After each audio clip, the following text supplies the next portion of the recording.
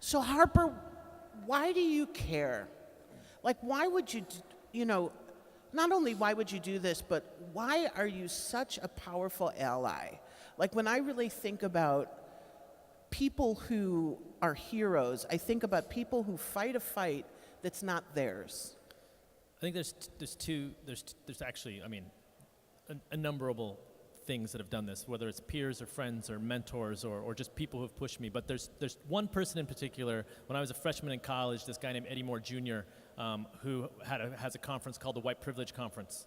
And you can't have this conversation without talking explicitly about privilege. And the privilege, and I am an embodiment of privilege. When the Obama campaign, there was an article about me, and this wonderful black woman blogged about me and said, "What the fuck is it with these white dudes making themselves look all stupid?" And I was like, that's a really good question. Like, what is it about me? Why did I choose this? But I chose it because of privilege, because I can change it and instantly go back.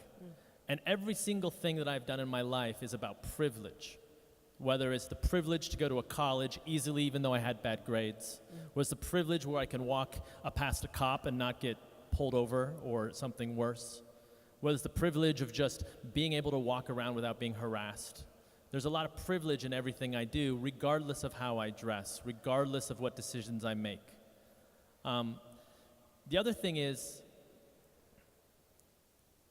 my parents spent a lot of time making sure that my brother and I were just aware of who we were.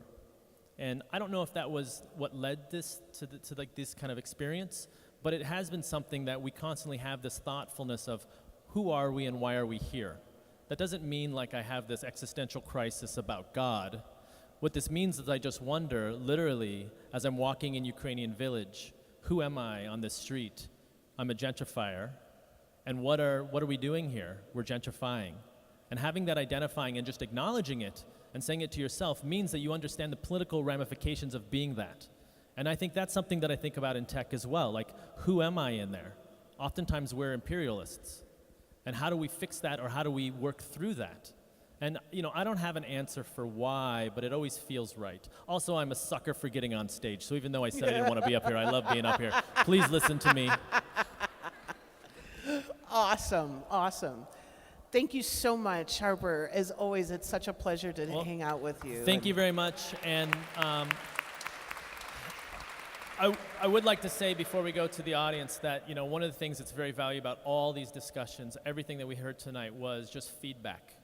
And so I would love to spend time chatting. I would love to learn what y'all thought, what your experiences are, because the one thing that I know is I will never grow without that feedback loop. And I've always had mentors in my life, both men and women. And without more people like you, without young people and old people, people of color, whatever, helping out and pushing both Sandee and I, we'd never move to the future. Hear, hear.